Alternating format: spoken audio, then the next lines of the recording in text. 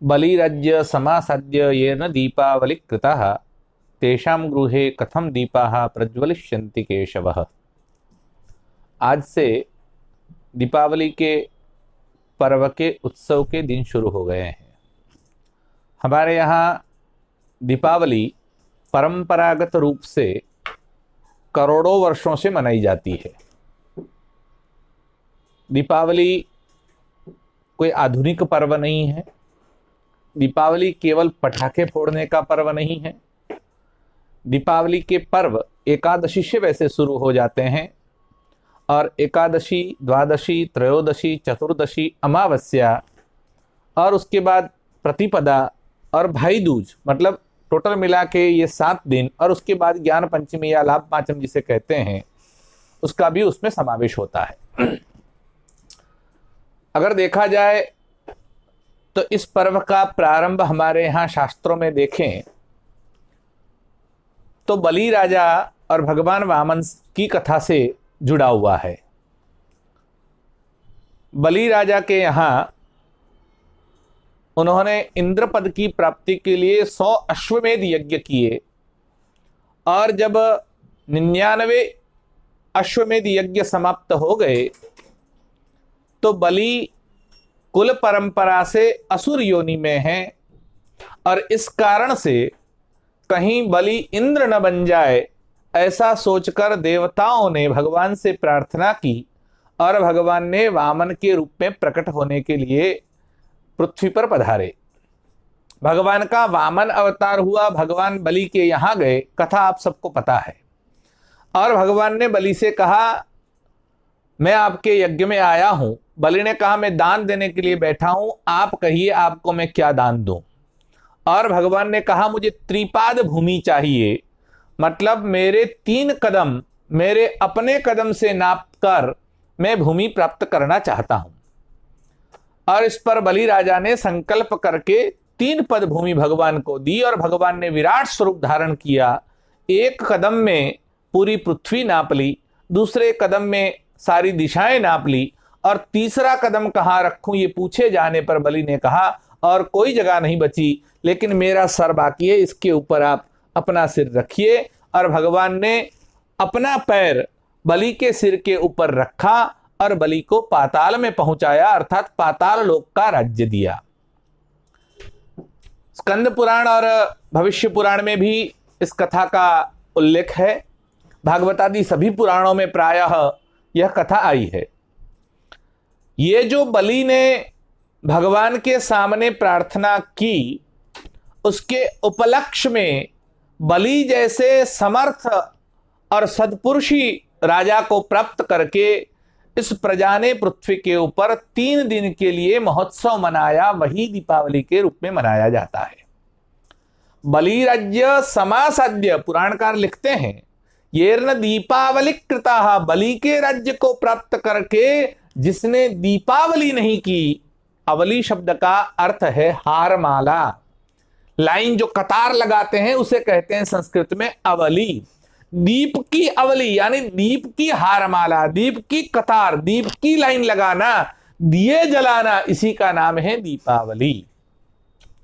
तो बलि राज्य समासाद्य येन दीपावली कृता तेषां गृहे कथम दीपाः प्रज्वलिष्यन्ति केशव। हे केशव, हे श्री कृष्ण, अगर बलि के राज्य को प्राप्त करने के बाद भी जिन्होंने अपने यहाँ दीप न प्रकाशित किया हो तो उनके ज्ञान का दीप कैसे प्रकाशित होगा। और इसलिए बलि के उत्सव और आनंद में सहभागी होने हेतु 3 दिन का जो राज्य भगवान ने बलि को प्रदान किया, उसके उपलक्ष्य में धनत्रयोदशी, नरक चतुर्दशी और अमावस्या, इन 3 दिनों में दीपावली मनाई जाती है। हालांकि लोग ऐसा कहते हैं कि राम जी का आगमन हुआ और इस उपलक्ष्य में हम दीपावली मनाते हैं, लेकिन उसका कोई ऐतिहासिक प्रमाण नहीं है। उसकी आगे चर्चा हम दीपावली के निमित्त में करेंगे। इस 5 दिनों की शुरुआत एकादशी से हो जाती है। पहले रमा एकादशी होती है और रमा एकादशी को उसी दिन भगवान बलि के यहाँ पधारे थे और बलि के पास ये उन्होंने याचना की थी, इसलिए रमा एकादशी का महत्व अत्यधिक है। दूसरा दिन जिसे लोग बाघ बारस कहते हैं, वस्तुतः वाघबारस का वाघ से कोई लेना देना नहीं है। आजकल सोशल मीडिया का जमाना है और लोग मोबाइल में वाघ का चित्र भेजते हैं और टाइगर का चित्र और इसके नीचे वाघबारस की शुभकामनाएं लिख देते हैं या अनाप शनाप कुछ न कुछ लिखते रहते हैं। वस्तुतः इस वाघ का वाघबारस से कोई लेना देना नहीं है। इसका नाम है गोवत्स द्वादशी। अब इसको वाघबारस क्यों कहा और कैसे पड़ा वो भी हम आपको बताएंगे, लेकिन गोवत्स द्वादशी है। गोवत्स द्वादशी का मतलब क्या है? उस दिन गाय और बछड़े की पूजा होती है। हमारे यहां गाय समाज की अर्थात अर्थ अर्थात पैसे की फाइनेंशियल धुरी कोई है तो उसका नाम गाय है।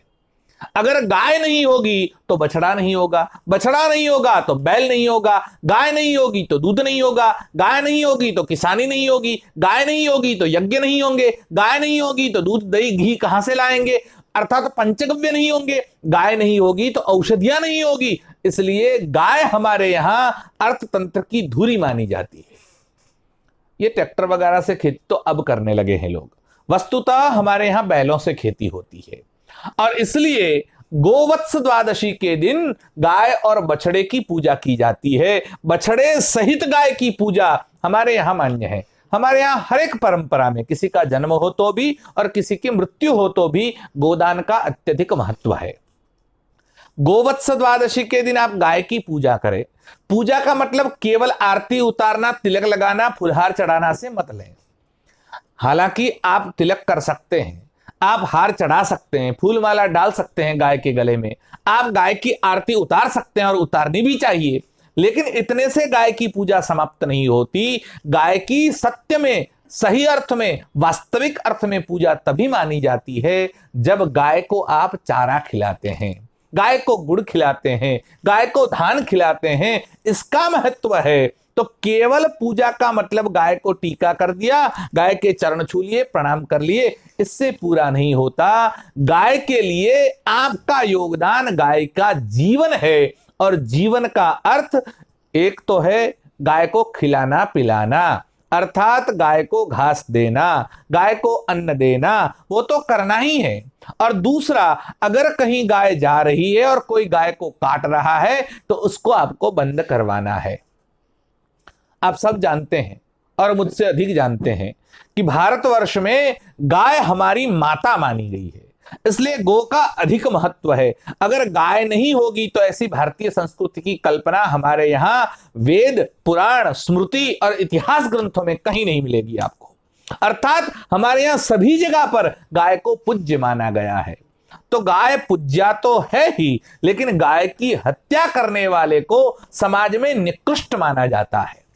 प्रबुद्ध ब्रह्मचारी जी ने एक बहुत सुंदर लेख लिखा था और उसमें उन्होंने ये बात लिखी है कि हमारे बचपन में हम देखा करते थे कि कोई लोग बाहर से आते हैं गांव में और गांव के बाहर खड़े रहते थे और बाहर गांव के खड़े रहते और लोगों के आगे मांगते कि मुझे आज ये खाना है, और वो बुहारी करने के लिए झाड़ू लेके आते थे, वो झाड़ू अपने ऊपर रख लेते और झाड़ू के पीछे अपना सर छुपा लेते और कहते मुझे खाने के लिए कुछ दे दीजिए।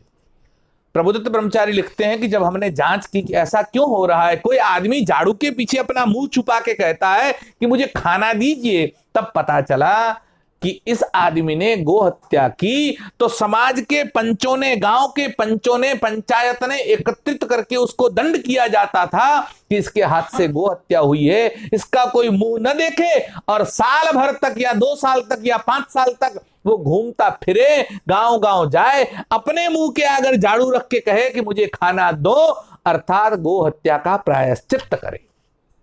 इसलिए हमारे यहां गो हत्या अत्यंत निंदनीय मानी गई है।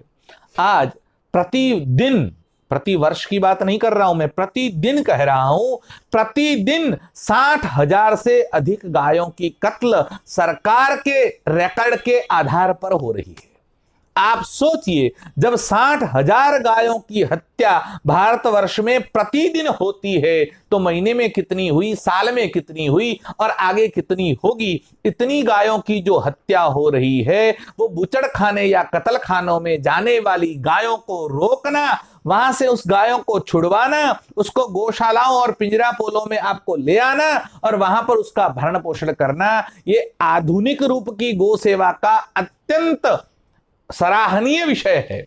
और ऐसा विषय जहां जहां जो लोग करते हैं उनको प्रोत्साहित करना होगा। वहां जाकर आप गाय की घास के लिए या गाय को बचाकर उन्होंने रखा है, उस गाय की सारवार के लिए, उसकी दवाई के लिए, उसको रखने के रख रखाव के खर्चे के लिए आप यदि आर्थिक वहां पर कुछ दान करते हैं तो उसी का नाम आपकी गो पूजा है। और गो पूजा आज के दिन अत्यंत महत्वपूर्ण है। इसलिए हमारे यहां गोवत्स द्वादशी अर्थात बाघ बारस का नाम, मूल नाम है गोवत्स द्वादशी, फिर उसका नाम हो गया वत्स बारस, फिर कहने लगे वच्छ बारस, और फिर कुछ लोगों ने इसे वसु बारस कहा। ये वसु बारस या वच्छ बारस या गोवत्स द्वादशी एक ही है। तो इसका नाम वाघ बारस कैसे हुआ? भगवत गोमंडल नाम का गुजराती में दुनिया का सबसे बड़ा शायद शब्दकोश है, और उस शब्दकोश में आप अगर खोजेंगे तो आपको पता चलेगा कि उन्होंने वाघ बारस के विषय में लिखा है कि हमारे यहां कोई व्यक्ति के ऊपर ऋण चढ़ जाता है, अपने गुजराती में देवू कहिए छे, जब ऋण चढ़ जाता है तो उस ऋण को उतारना वाघ है। अर्थात आप साल भर का जो हिसाब है वो इस दिन बैठकर करते हैं, और आपके ऊपर अगर किसी का ऋण है तो वो चुकाते हैं। चौपड़ा लखी અને આજે देवू चुकवવાનો दिवस, अर्थात ऋण चुकाने को ही वाघ माना गया है, और इसलिए इस द्वादशी को, बारस को वाघ बारस संज्ञा दी गई, ऐसा भगवत गोमंडलकार ने लिखा है। याद रखें, मूल रूप में आज के दिन गाय की पूजा, गाय को दान, गाय को घास खिलाना, गाय को गुड़ खिलाना, इसके लिए दो कथाएं हमारे यहां पुराणों में मिलती है। एक कथा तो ऐसी मिलती है, महाभारत का युद्ध समाप्त होने के बाद जब भगवान श्री कृष्ण और युधिष्ठिर का संवाद है, उसमें युधिष्ठिर ने कहा है कि मेरे यहां इतनी सारी हत्याएं हुई, महाभारत का युद्ध हुआ, पूरा परिवार खत्म हो गया, तो प्रभु इससे मुझे निवृत्ति मिले, मन को शांति मिले, या मुझे ऐसा लगे कि मेरे ऊपर से पाप उतर गया है, तो इसलिए मुझे आप कोई रास्ता दिखलाइए। और भगवान ने कहा, ये गोवत्स द्वादशी वाघ बारस के दिन तुम गाय की पूजा करो और गाय को चारा खिलाओ और गायों का दान करो। इस कारण से, अर्थात ऐसा करने से तुम्हारे ऊपर जो युद्ध का जो आरोप है और जीव हिंसा का जो पाप है वो उतर जाएगा। और भगवान के कहने पर युधिष्ठिर ने इस दिन गाय की पूजा की, और वो भी बछड़े समेत गाय की पूजा। इसलिए गोवत्स, गोवत्स यानी गाय का बछड़ा, गोवत्स द्वादशी के दिन पूजा करने के कारण इसका नाम गोवत्स द्वादशी है। और इस संवाद में भगवान श्री कृष्ण युधिष्ठिर को एक बात और समझाते हैं कि ये जो गोवत्स द्वादशी है वो आज से शुरू नहीं हो रही है, ये तो हमारे यहां परापूर्व से है। और युधिष्ठिर ने पूछा है, भगवान इसका कोई प्रमाण मिलेगा? और भगवान ने कहा है, पूर्व में जो ध्रुव जी का जन्म हुआ, अर्थात भगवान मनु हुए, मनु के उत्तानपाद नाम के राजा हुए, उत्तानपाद की दो रानियां थी, सुनीति और सुरुचि, दोनों की संतानें नहीं थी। उस सुनीति से संतान हो, इसके लिए भगवान के कहने पर उत्तानपाद राजा ने सुनीति सहित गाय की पूजा की, और गोवत्स द्वादशी के दिन गाय और बछड़े की पूजा करने से उनके घर में ध्रुव जी का जन्म हुआ। तो गाय की अगर सेवा करते हैं तो घर में संतान न हो तो संतान होती है, धन न हो तो धन मिलता है, अगर आपका मान सम्मान घट गया है तो वो बढ़ता है, लक्ष्मी की कृपा नहीं है तो गाय आपके यहां लक्ष्मी की कृपा भी करवा सकती है। क्योंकि लक्ष्मी जी का निवास कहां है? गाय के अंदर 33 करोड़ देवता है। अब 33 करोड़ देवता है, तब महालक्ष्मी जी गाय के पास गई और गाय से कहा, आपके पूरे शरीर में सारे देवता बैठ गए, मुझे कहां स्थान मिलेगा? मुझे कोई न कोई स्थान चाहिए, मैं भी गाय के शरीर में रहना चाहती हूं। तब भगवान ने कहा, अब इस शरीर में कोई एक भी स्थान बाकी नहीं है, अवशिष्ट नहीं है, ऐसा करो, तुम गाय के गोबर में निवास करो। अर्थात लक्ष्मी जी ने गाय के गोबर में रहना भी पसंद किया। गाय का गोबर जहां गिरता है वहां लक्ष्मी आती है। इसलिए हमारे यहां गाय का गोबर है उसको भी अपने पांव से लात मारने का निषेध है। गाय को नहीं, गोबर को भी पांव से लात न मारे, क्योंकि गाय के गोबर में भी लक्ष्मी का वास है। ऐसी ये गोवत्स द्वादशी, इसकी पूजा करने से, अर्थात इस दिन गाय की अगर आप सेवा करते हैं तो भगवान परमात्मा सहित देवी देवता आपके ऊपर प्रसन्न होते हैं। आज वाघ बारस की आप सभी को शुभ